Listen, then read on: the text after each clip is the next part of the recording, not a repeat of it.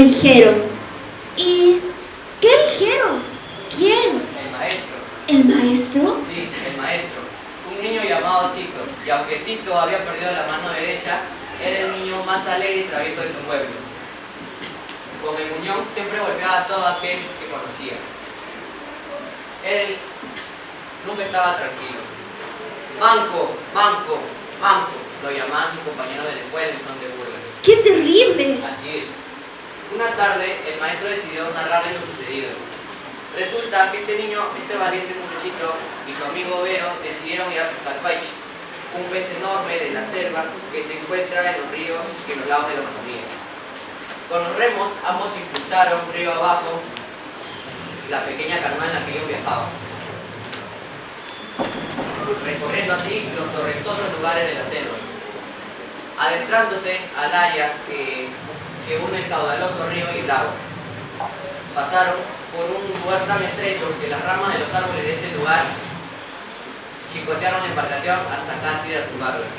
Los troncos oscuros que sobresalían del agua parecían enormes serpientes. Felizmente, Tito y Vero eran expertos remantes, por lo que fue fácil superar estas dificultades. El sonriente sol iluminó al río cual espejo. Tito agarró una pequeña trampa, una pequeña trampa.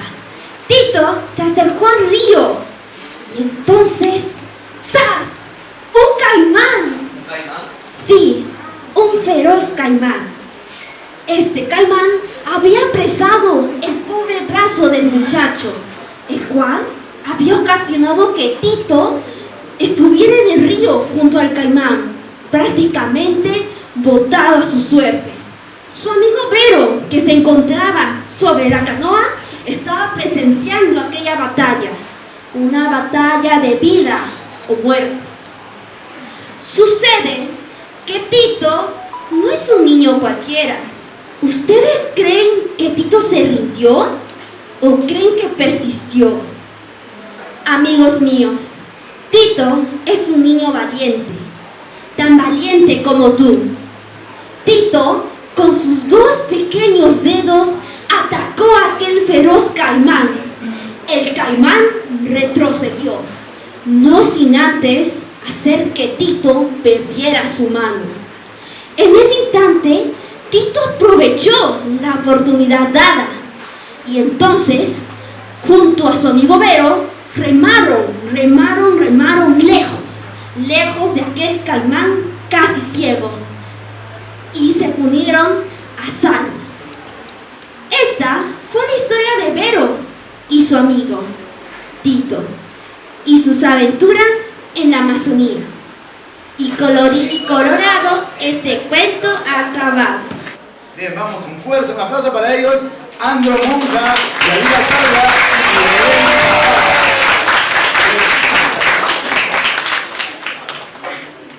Y esta historia comienza así. Hace mucho tiempo, en la serranía peruana, donde el cielo era azul, pero no azul para estos tres perros hambrientos, que vagaban y vagaban en busca de alimento. La tierra árida y el sol impecable hacían más y más difícil la vida de estos tres perros. Tarqui, Tello y Tres Patines eran los nombres de estos perros que luchaban día tras día con el fin de conseguir sobrevivir. Pero, Belén, ¿qué pasó? Cuéntame de los tres perros. Tarqui era el más viejo y sabio de los tres. Él, con su astucia, siempre guiaba a los otros dos en busca de alimentos. Luego estaba Tello. Tello era el más energético y astuto. Él siempre seguía a Tarqui en sus aventuras y siempre estaba muy atento para aprender de sus enseñanzas. Por último, estaba Tres Patines. Tres Patines era el perro más fiel y leal que alguna vez vas a conocer. Él siempre seguía a sus otros dos compañeros. Un día, en un inhóspito paisaje, tres perros llegaron a visualizar a lo lejos un grupo de aves alrededor de un cadáver de animal. El hambre era insoportable y estos tres perros necesitaban comer. Así que decidieron intentar una, otra y otra vez intentar a estas aves, pero no lo lograban. ¿Por qué? Porque las aves eran mucho más rápidas que estos perros. Pero Tarqui, el perro más sabio, más viejo, decidió volver a intentar a cazar estas aves. ¿Y qué creen que pasó? Pues lo consiguió. Consiguió cazar a una de estas aves y así llevarlas a sus compañeros para mostrarlas como trofeo. Pero aquí no termina la historia, pues la alegría de Tarqui iba a ser temporal, ya que al regresar donde estaban sus compañeros, los había encontrado muertos.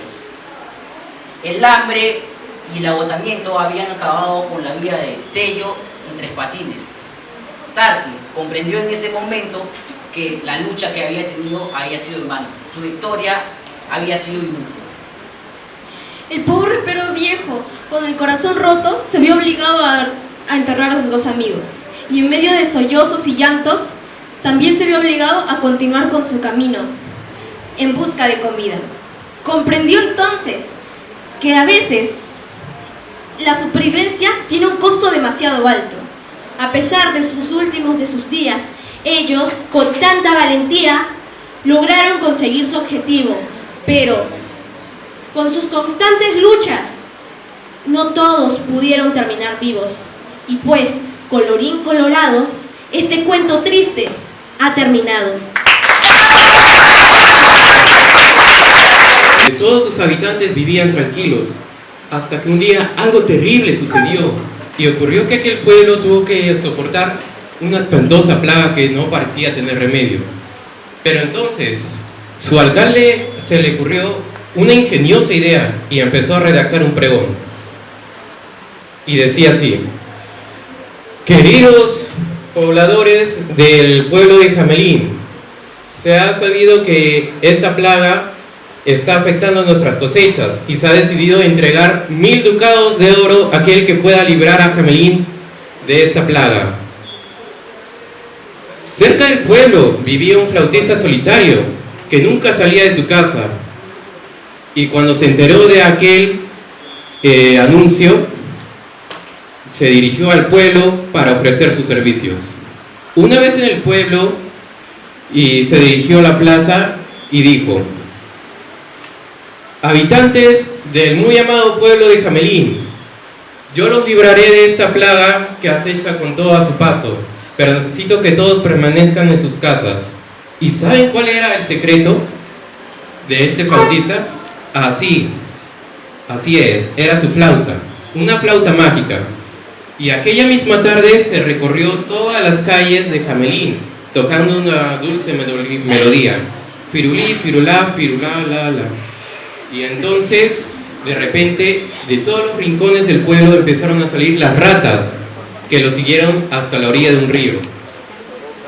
Entonces, el flautista se metió al río junto con todas las ratas, y estas fueron empujadas por el río hasta llegar al mar. Desde lejos, los habitantes, al ver que las ratas habían desaparecido, empezaron a felicitar al flautista. Desde aquel momento, el flautista fue apodado como el flautista de Jamelín. Y colorado colorín, esta historia llegó a su fin. Me veo feliz, pero por dentro puedo estar triste. No, me equivoco. Tú te ves feliz, pero por dentro puedes estar triste. Hey guys, Vengan que les voy a contar una historia, un cuento muy interesante. En una ciudad donde todo parecía estar muy bien, aparentemente, pero no lo era. En medio de una plaza había una estatua bañada en oro. Los ojos eran esmeraldas y en el mango de una mano un rubí tan brillante como el sol. Pero venía alguien, o algo, o un animal, un objeto, o una persona. ¿Qué venía, Carlos? Dime. buena pregunta. Se acercaba una golondrina que por allí pasaba. Se percató de la gran estatua y como era época de invierno, se acercó a dormir en sus pies. Pero algo le cayó. ¿Qué le cayó? Una gota de agua sobre su cabeza cayó. Pero miró arriba y no estaba lloviendo. Entonces, ¿qué era? Exactamente. La golondrina voló a los hombros de aquella estatua. Y resulta que eran las lágrimas de aquel príncipe feliz que estaba llorando, que estaba derramando lágrimas, lágrimas de tristeza. Pero, ¿cuál fue la razón de esas lágrimas?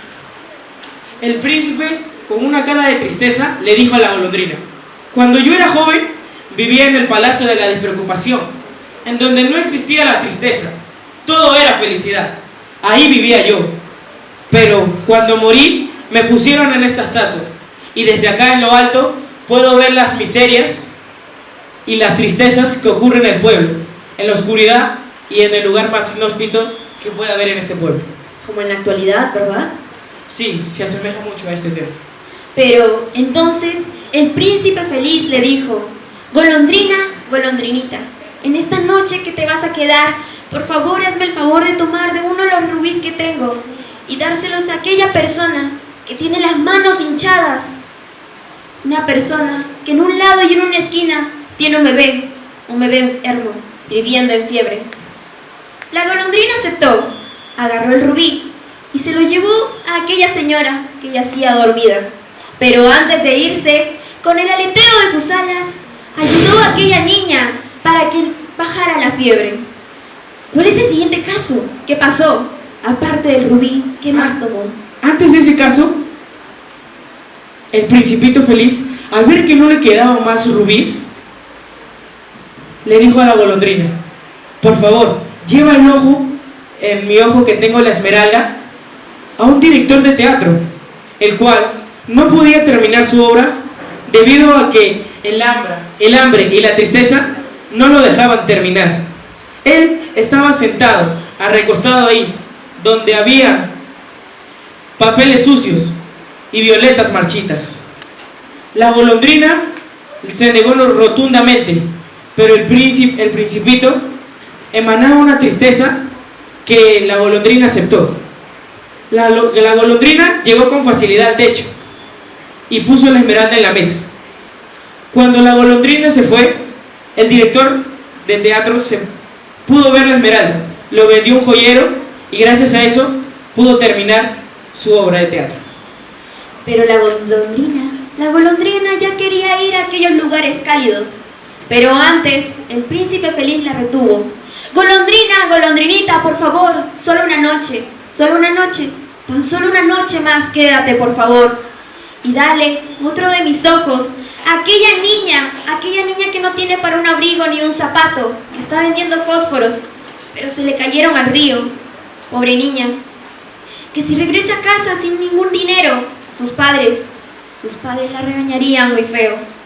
Por favor, golondrina, hazme este último favor. La golondrina, apenada, le dijo: no puedo hacerte esto, te quedarías ciego. Pero el príncipe le respondió: me dolería más ver a aquellos míos sufrir. Por favor, hazme este favor. La golondrina, muy apenada, aceptó y llevó aquella esmeralda a aquella niña, que muy feliz y contenta dijo: ¡qué lindo vidrio! Y se lo llevó a donde sus padres. Al final de la misión, la golondrina esperaba ya poder irse a ese lugar cálido que quería. Pero el principito feliz le propuso algo. ¿Qué le propuso, Carlos? Dime. Le dijo: por favor, quédate conmigo y sé mi mensajera. Pero, ¿no se moriría de frío si es que se quedara ahí? Claro, pero el principito tenía una mirada muy tenue y apagada que la golondrinita tuvo que aceptar. Muy apenada, ¿verdad? Sí. Luego de eso, pasaron algunos días en donde el principito feliz le daba varias misiones a la golondrinita para llevarle los grandes tesoros que tenía la estatua a las personas. A lo que pasó poco tiempo, se había quedado sin ningún tesoro, pero ya era muy tarde. Muy tarde, ¿verdad? Aquel príncipe que antes estaba cubierto de oro, ahora no estaba cubierto de nada. Era una estatua sin valor, que por dentro solo tenía su corazón de plomo. La pobre golondrina, ya en sus últimos momentos, solamente le dio un beso cálido a aquel príncipe y le dijo: me tengo que ir, por favor, me tengo que ir. Pero el príncipe pensó que ella ya se iba a ir a aquellos lugares cálidos. Así que en sus últimos momentos, la golondrina cayó rendida a sus pies, pero muerta. Dime. La golondrina cayó y el príncipe feliz ya no era más así. Se volvió el príncipe triste. Entonces, ¿qué fue lo que pasó después de aquel tiempo? Algún poco tiempo después, Dios le dijo a su ángel: tráeme las 2 cosas más preciadas que hay en ese pueblo. ¿Qué eran las cosas más preciadas? Las 2 cosas más preciadas que habían ahí llevó la golondrinita muerta y el corazón de plomo del principito. ¿Y por qué crees que los llevó? Bueno, aquella humildad que tenían y el amor que tenía por cada uno de ellos fue que lo llevó a que cada ángel llevara el corazón de plomo y a la golondrinita muerta. ¿Y a dónde los llevó? ¿A dónde llevó cada alma, cada cuerpo? A la golondrinita la llevó a un paraíso de juncos, en donde podría cantar y hacer lo que quiera. Y al príncipe dijo: tú estarás en mi mundo de oro, cantando mis alabanzas. Muchas gracias. Sí, tú te has enamorado con gran locura y pasión. Te voy a contar la historia del por qué esto. Hace mucho tiempo, en un lugar del planeta, hicieron una reunión sobre las cualidades y las características de las personas. Era la tercera vez que el aburrimiento bostezaba. Por eso la locura saltó y les propuso a todos ellos: ¿jugamos a las escondidas? La intrigada lo miró un poco raro. La curiosidad, sin aguantarse, le preguntó: ¿a las escondidas? ¿Cómo es eso? La locura explicó: las escondidas es algo muy fácil. Mira. Yo te cuento, mira. Primero, te tapas la cara, tápese la cara. Cierra los ojitos y le cierra los ojos, cierre los ojos. Y luego cuentas desde el 1 hasta 1.000.000. Mientras tanto, van rápidamente y se van escondiendo. Pero al primero que yo encuentre, ocupará mi lugar y seguirá este juego. ¿Ustedes saben cómo reaccionaron las cualidades y sentimientos a esto? ¿Cómo reaccionaron? Bueno, el entusiasmo bailó sacudido por la euforia. La alegría dio tantos saltos que esto convenció a la duda e incluso a la apatía, a la que no le gustaba jugar. Pero hubieron algunos que no quisieron jugar. ¿Ustedes saben quiénes son? ¿Saben? ¿Alguien sabe? No. La verdad, no quiso jugar. ¿Para qué se escondería? Que al final siempre la encuentran. La soberbia le pareció un juego aburrido. En realidad, estaba molesta porque ella quería tener esa iniciativa. Y la cobardía, ya sabrán, ella no quiso traer.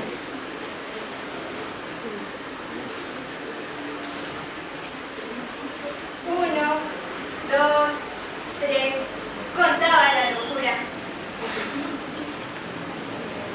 La primera en esconderse fue la pereza.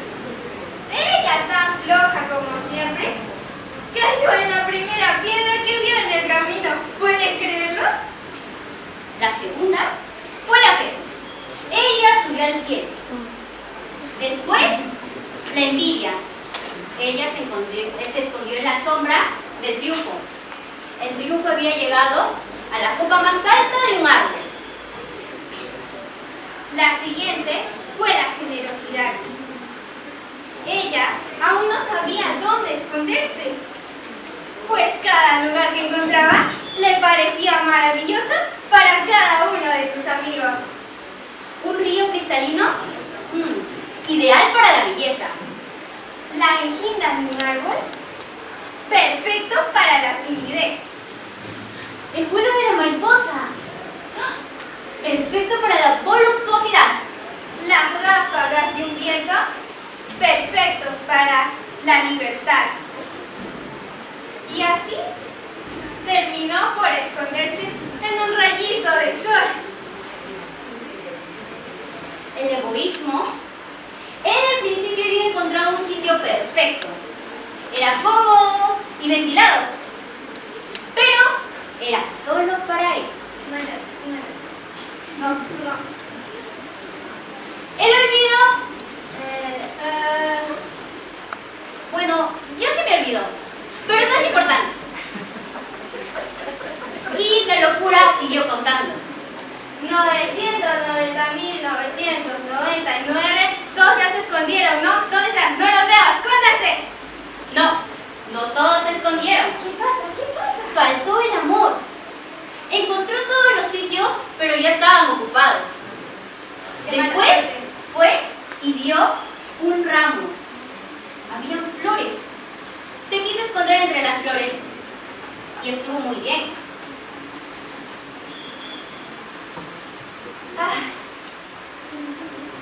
Después de una larga caminata, la locura tenía mucha sed. Estaba tan cansada que no sabía qué hacer. De pronto, vio un río. Se sintió muy feliz porque podría aliviarla. Se acercó y descubrió a la belleza. La belleza también lo sintió al vibrar a la pasión y el deseo. En los volcanes fue algo muy hermoso. Y fue aún más fácil encontrar a la duda, pues esta se encontraba sentada en una cerca. ¿Quieres saber qué estaba haciendo? No, pero aún mejor. Todavía no había encontrado dónde esconderse. Así fue encontrando a todos. Incluso encontró el olvido, que se le había olvidado que estaba jugando a las escondidas. Ese olvidadizo. También encontró a la angustia, que estaba escondida en una cueva tenebrosa. Y así, pero no encontró a alguien. ¿Saben a quién? Así es, no encontró el amor. Tan escurridizo ese, ¿no? Tan escurridizo. La locura empezó a buscar estas montañas, ríos e incluso hasta los árboles, pero no lo encontró. Estaba por darse vencido. No, ¿cómo se puede dar por vencida? Pero encontró un ramo. Lo sacudió y de pronto escuchó un ruido de dolor. ¡Ah! La locura había lastimado los ojos del amor y este no sabía cómo disculparse. Le lloró, le suplicó, le pidió perdón y le prometió ser su lazarillo.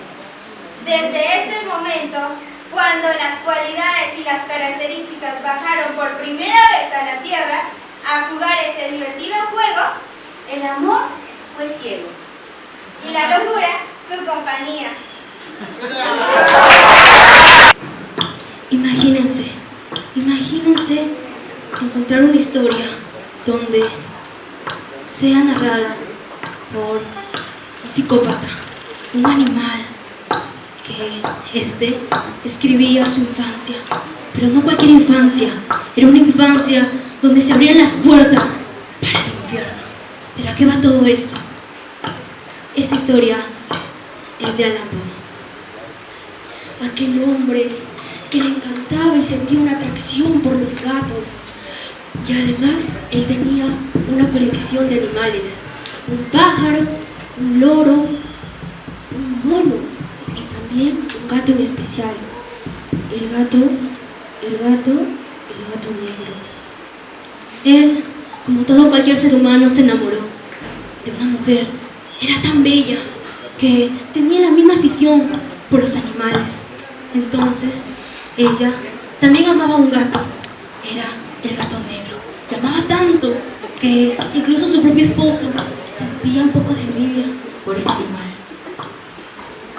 Nos remontamos a 1843, en la que este hombre vivía feliz y contento.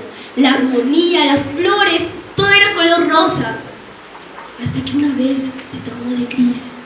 Todo esto se volvió ansiedad y yo no sabía qué hacer. Mi gato le vi pasando por ahí y yo venía entre el alcohol y no sabía qué hacer. Me carcomió todo. Le agarré y le quité, le arranqué un ojo. Entonces fui corriendo, no sabía qué hacer y me escapé de aquí. Esa misma noche pasó algo inesperado. De la noche empezó a oler algo que yo nunca lo había olido. Era un olor muy denso, muy desconocido. Entonces se estaba incendiando. A lo lejos vi una muchedumbre. Yo no sabía de lo que trataba esto. Me acerqué lentamente y con cuidado. Y cuando vi, era una mancha de un gato. Un gato. Estaba el gato de lo que yo mismo había asesinado. Y entonces yo fui, vi, estaba ahí, todo grande. Y me corrí. La tristeza me carcomió al saber que había matado ese gato, que compartí muchas anécdotas junto con él. Entonces fui valle tras valle buscándolo. Plutón, Plutón, ¿dónde estás?, decía yo. Entonces, cuando yo lo buscaba, sentía que su presencia estaba detrás de mí. Pero yo seguía con ese remordimiento por haberlo matado. Era mi gato favorito. Más de 9 años convivo con él. Pero de pronto sentí que poco a poco ese remordimiento iba más en mí, que yo no sabía qué hacer. Quería buscar un nuevo aparecido. Entonces busqué de lugar a lugar, de lado entre lado. Y entonces vi uno igual. Y cuando le pregunté, me dijeron: es todo tuyo. Entonces me lo llevé, fui a mi casa. Pero este gato estaba mucho a mí, se apegaba mucho a mí. Hasta que un día se puso entre mis pies. Quiso trepar hacia mi corazón, quiso arrancarme el corazón, como yo lo hice con él. Tanto así que vino las raíces de ese enojo que yo hice. Entonces bajamos al sótano. Entonces bajamos y escuché los pasos de alguien. Mi esposa estaba bajando y yo no sabía qué hacer, porque las raíces ya se habían carcomido entre mí, el enojo. Agarré la hacha y la partí en su cabeza de mi esposa. Me fui corriendo de ahí. Lo que yo hice me sorprendió mucho. Nuevamente la conciencia me estaba carcomiendo. Entonces, de pronto, lo que hice fue agarrar a mi esposa y dije: si yo la coloco acá, nadie se va a dar cuenta, porque es un sótano viejo. Entonces, yo agarré, lo puse. Entonces, cuando ya lo estaba poniendo, vinieron los policías, porque me preguntaban dónde estaba mi esposa. Y era demasiado tiempo que había desaparecido. Cuando desapareció, ellos tocaron la puerta. Entonces, cuando ellos entraron, fueron directo al sótano, porque sentía un olor extraño. El olor era tanto así que ellos bajaron peldaño tras peldaño. Y yo les dije: señores, ¿de qué tienen miedo ustedes? Mejor tómense una bebida, acá no van a encontrar nada. Y entonces empecé a empujar la pared donde mi esposa estaba ahí. Pero yo en ese momento me carcomía todo entre mi ser. Pero ellos veían que yo estaba feliz y alegre. Todo estaba saliendo como lo planeaba. No me daba cuenta de las palabras que decía.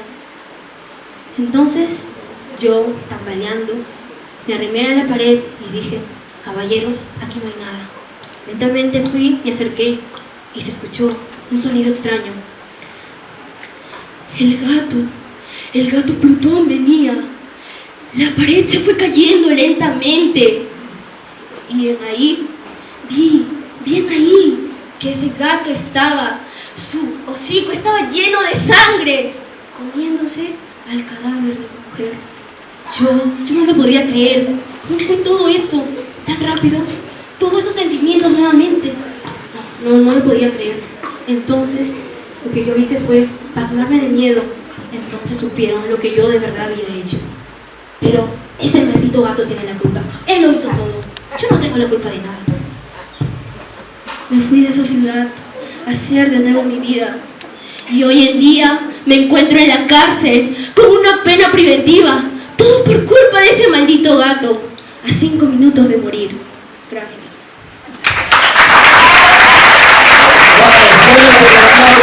De pequeños instantes se define nuestra vida. Y así es como comienza nuestra historia. En el preciso instante donde la vida de Abraham cambiaría para siempre. Ahí estaba Abraham, de regreso a su casa, en un horario fuera de lo normal, algo tardecito. Pero de pronto algo lo distrajo. Eran hombres muy curiosos, que parecían muy despampanantes. Ellos desembarcaban de lo que parecía un circo. Y entonces por ahí vio un domador con su caballo. Y de ahí vio a un mono. Sí, un mono con su payaso. Y también un hombre fuerte, musculoso. Bueno, así no. Pero también había una mujer con su velo y su sombrero. Pero esperen, había alguien especial. Alguien que llamó su atención. Alguien que lo cautivó. ¿Quién era ella?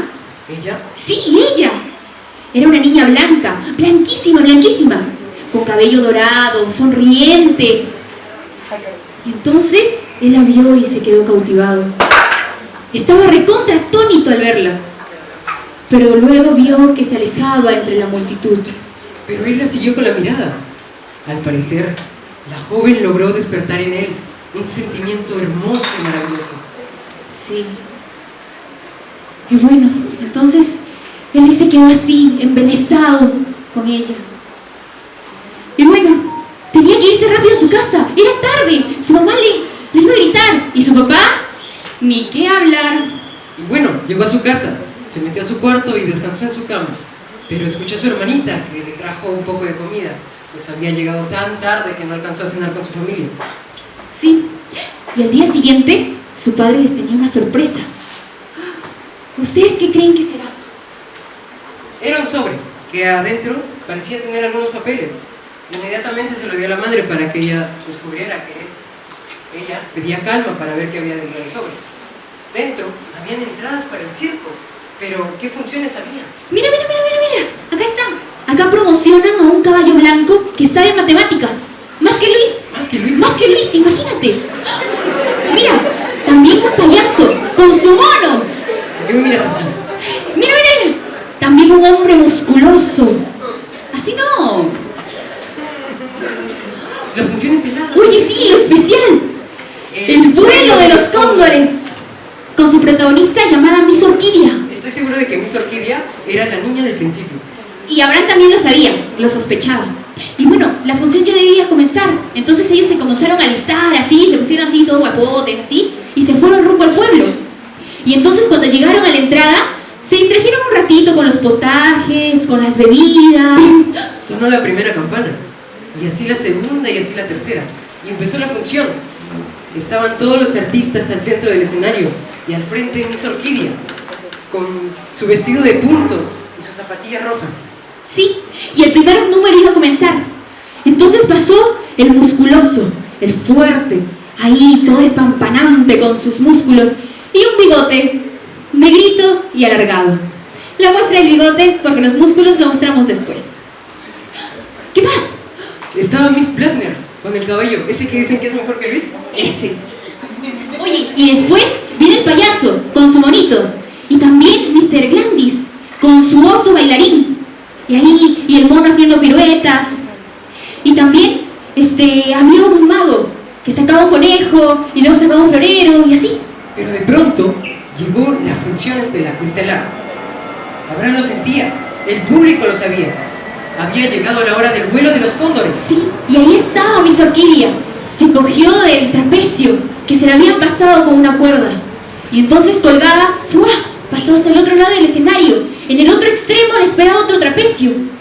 Y el público, al ver semejante hazaña tan peligrosa, se quedó paralizado y en silencio. Y cuando ella terminó de hacer su acto, bajó y también hizo piruetas en la alfombra. Entonces, ¿sabes qué pasó? ¿Qué pasó? El dueño del circo vio que la función era tan pero tan bonita que decidió repetirla de nuevo. Sí, y el público entonces nuevamente se enmudeció y estaban esperando verla volar. Pero algo sucedió. ¿Qué pasó? Cuentan algunos que no se logró agarrar bien del trapecio o que simplemente titubeó al saltar. Lo que sí es cierto es que se escuchó un grito profundo y Miss Orquídea cayó con la vecilla malherida sobre una red que afortunadamente la logró salvar de la muerte. La caída fue sorda y solo se vio su pañuelo ensangrentado. Rápidamente el padre de Abraham los sacó de ahí y no los dejó volver más. Pero Abraham estaba muy triste, pues en su cabeza solo estaban los recuerdos de Miss Orquídea en el escenario. Y bueno, al sábado siguiente escucharon de nuevo ese sonidito tan particular del circo y pensaron que tal vez Miss Orquídea, después de este horrible accidente, iba a volver. Y ojalá sí hubiese sido, pero solo estaba su caballo, con una cinta negra en su cabeza. Inmediatamente, el joven fue a su cuarto y comenzó a llorar en el piso, destrozado. Y bueno, un día, cuando Abraham estaba yendo de casa al colegio, se quedó un ratito ahí a la orilla del mar y de la nada volteó y adivina quién vio. ¿Quién vio? ¿Quién vio? Vio a Miss Orquídea, ahí sentada en un sillón. Él la observó por horas, hasta que ella levantó la mirada y la miró cariñosamente. Realmente Miss Orquídea estaba enferma, se le notaba en el semblante. Y bueno, Abraham volvió a ir a ese mismo lugar en la tarde para verla. ¿Y adivina qué? Ella le sonrió sutilmente. ¿Le sonrió? Sí. Esto le trajo mucha alegría a Abraham. Y él volvió día tras día a visitarla. Pero el 9º día ya no la encontró. No estaba. Y él había escuchado de que el circo ya iba a partir de aquel pueblo. Entonces él rápidamente corrió, cruzó la avenida, se fue hacia el muelle y ahí vio a los artistas. Pero no a ella. Sin embargo, no perdió la esperanza y fue hasta la punta del muelle, donde esperó a los demás artistas. Y en sus brazos tenía la orquídea, la Miss Orquídea.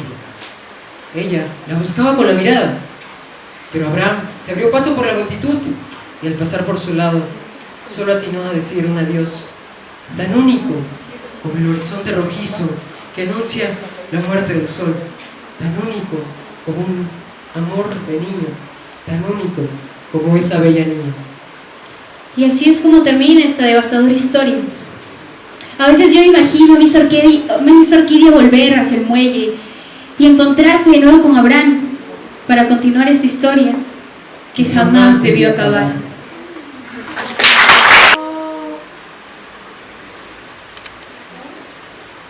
Plutón, el gato. Plutón. Lo vi. No voy a pretender a que se crea una locura que estoy a punto de contar.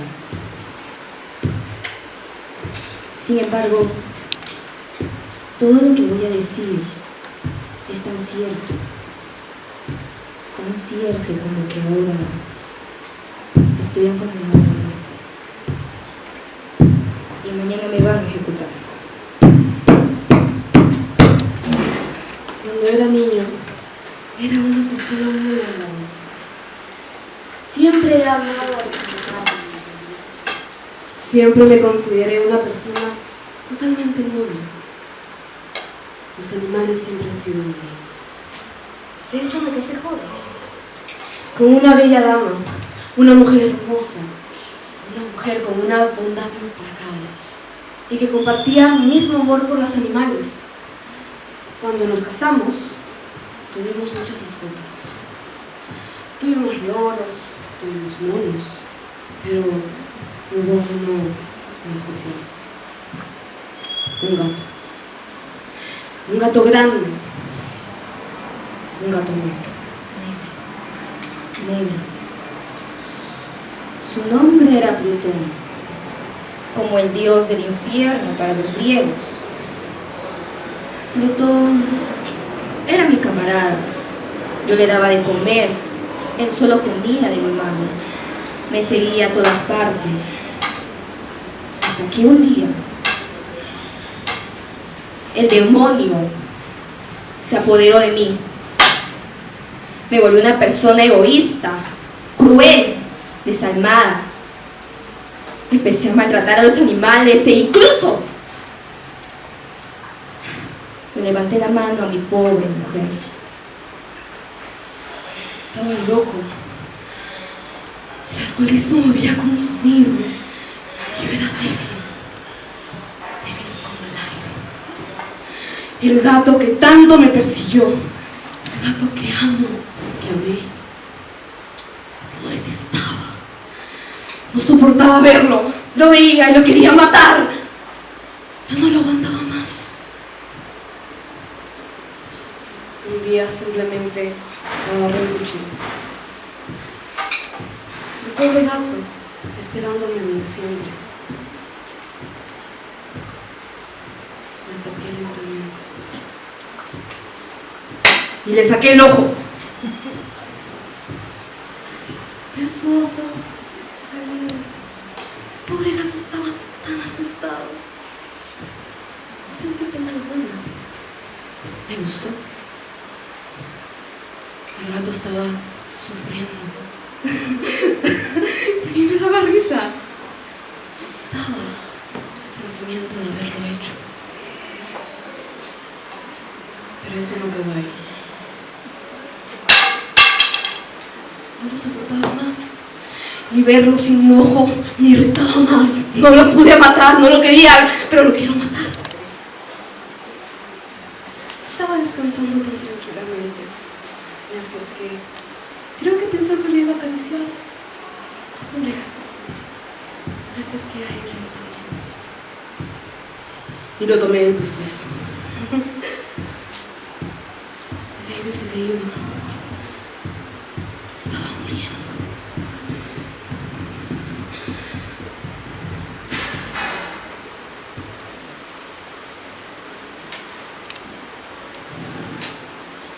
¿Por qué?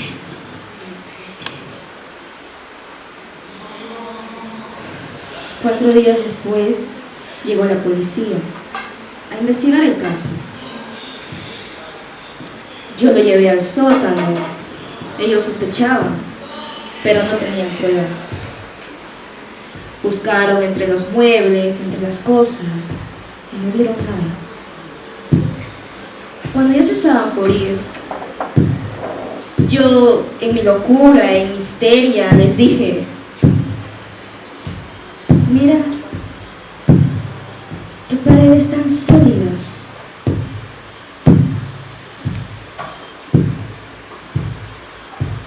Y cuando di 3 golpes en esta pared,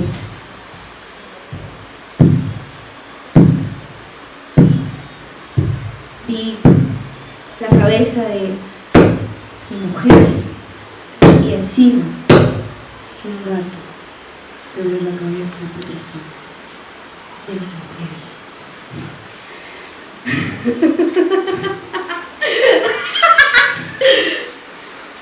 El gato nunca estaba ahí, en la cabeza de mi amada esposa. ¿Cuál fue su delito? Amarlo.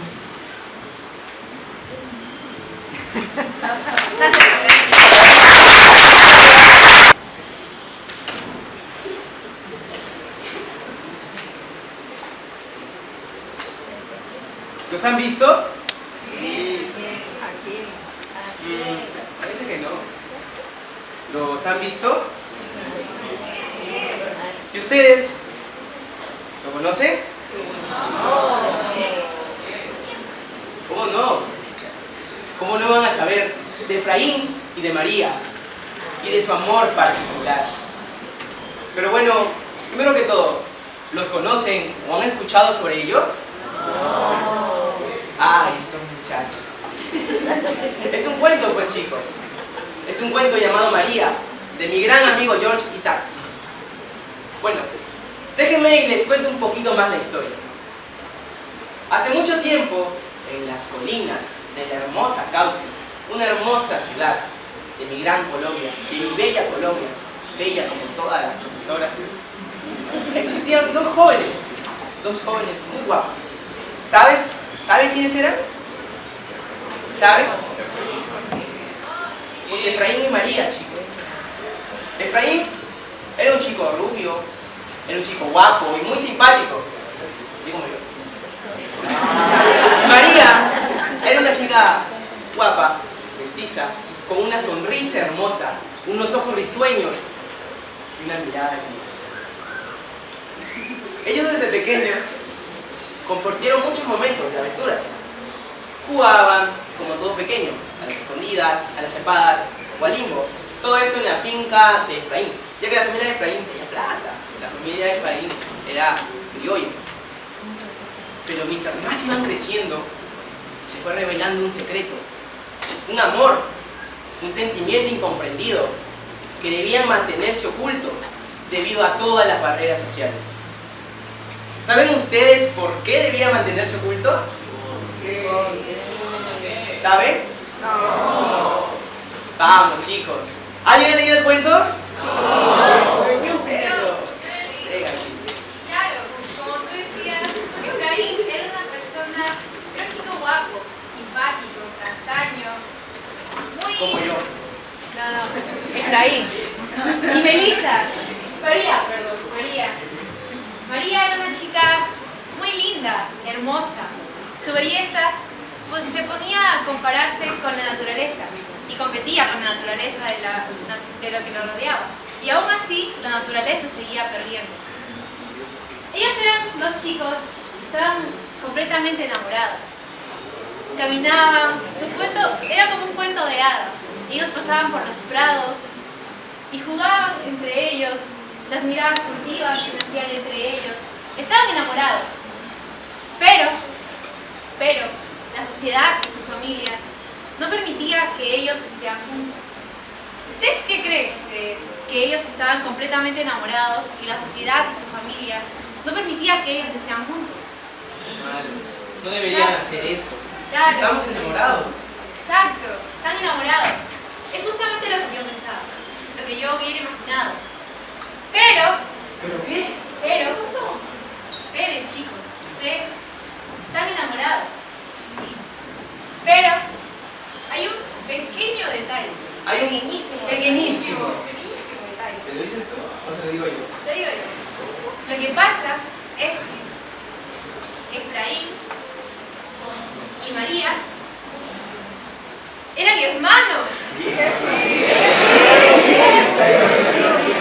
Exacto. ¿Cómo es posible?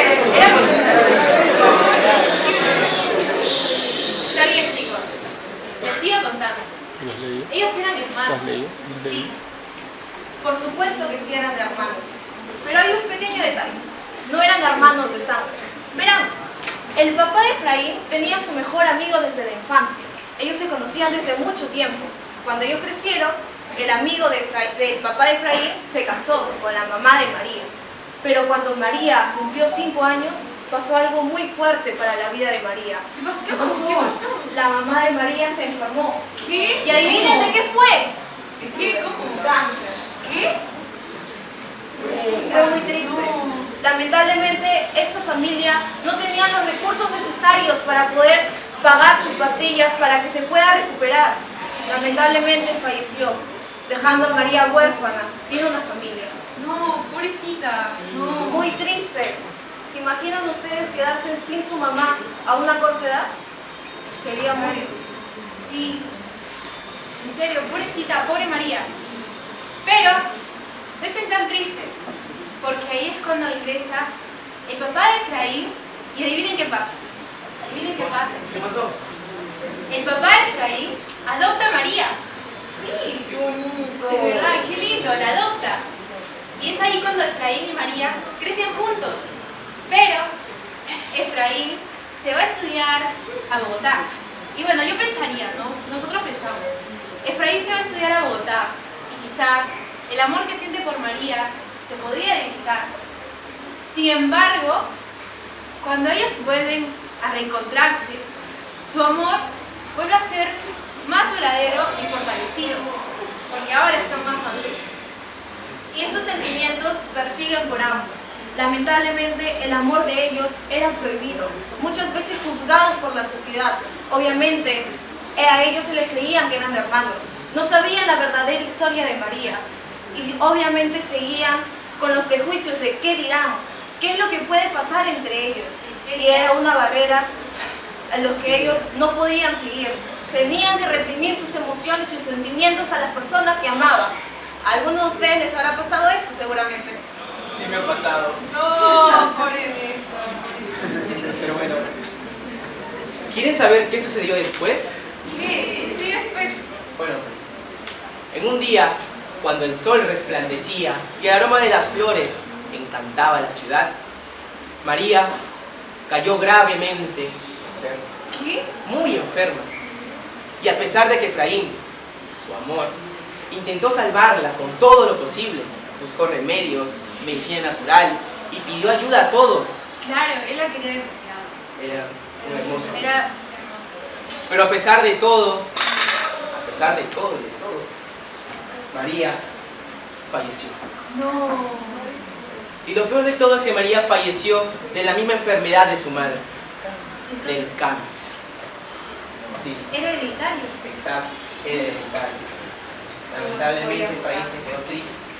Claro. Y el valle. Exacto, El valle donde ellos crecieron. El valle donde ellos jugaron. Todos sus recuerdos. Testigos.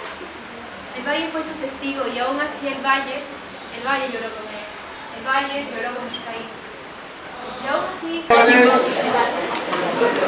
Gracias por haberme hecho vivir, por haberme hecho sentir estos sentimientos tan lindos y que ustedes han ido contando las historias y nosotros nos hemos ido imaginando todo lo que ocurrió en toda esa lectura y creo que eso es lo más rescatable del día de hoy. Gracias porque además están haciendo posible que la lectura sea placentera, que lo que ustedes leen lo están incorporando a sus vidas personales. Por eso es que han podido recrear cada una de estas historias de los textos que ustedes han leído. Sigan en esa línea, continúen leyendo, porque en algún momento les dije que la única manera de triunfar es leyendo y escribiendo. Son dos herramientas que ustedes tienen que incorporarlos a su vida para triunfar. Así es que continúen en ese camino que vamos a programar en alguno de estos días, toda una estrategia de lectura permanente en la escuela. Así es que sigamos todos juntos en esta tarea. Muchas gracias. Escuela de Talentos con fe, estudios y valores.